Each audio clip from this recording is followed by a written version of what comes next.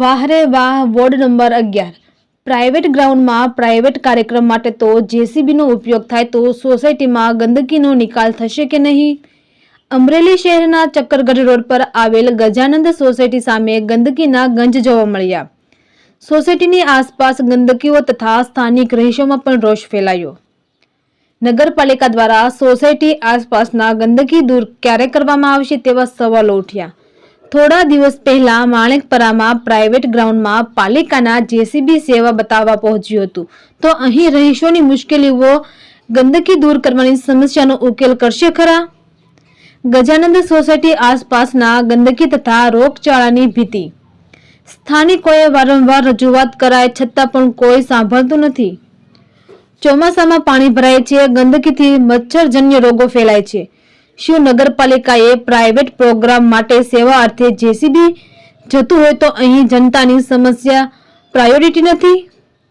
સભ્યો ચૂંટણી સમયે મોટા વાયદા આપી જતા રહે છે, પણ પછી પોતાની મળતિયાઓ માટે જ વાહનો માણસો મોકલે છે. અહીંની જનતા પાલિકામાં વેરો ભરે છે તો સેવા પહેલા કોને, જનતાને કે અન્ય વ્યક્તિને, તેવા સવાલ ઉઠ્યા. પાલિકા દ્વારા ગંભીરતા લઈ સફાઈ કરશે કે નહીં તે જોવાનું રહ્યું. રિપોર્ટર ઇલિયાસ કપાસી, અમરેલી. શું નામ છે? કેવી ગંદકીની સમસ્યા છે? મારું નામ ભાર્ગવભાઈ મહેતા છે. હું આ જ વિસ્તારનો રહેવાસી છું, આગળ રહું છું. અત્યારે આપણે જે ઊભા છીએ એ બરોબર ગજાનંદ રેસિડેન્સીની સામે માદલિયા મંડપ વાળો રોડ, ત્યાં ચક્કરગઢ રોડ ઉપર આપણે અત્યારે હાલ ઊભા છીએ. અહીંયા જે આ તમે કચરો જોઈ રહ્યા છો એ ગંદકીના ગંજ કાયમ માટે આ ખડકાયેલા રહે છે. અને અત્યારે તમે જુઓ તો ચોમાસું અને ડેન્ગ્યુ, મેલેરિયા જેવા ગંભીર મચ્છરજન્ય રોગની ઉત્પત્તિ હોવા છતાં નગરપાલિકા ધ્યાન નથી દેતી. અને નગરપાલિકા જે પ્રાઇવેટ પ્લોટ હોય, પ્રાઇવેટ માલિકીના પ્લોટ હોય, ત્યાં તરત બધું લોડર ને ટ્રેક્ટર ને બધું લઈને પહોંચી જાય છે.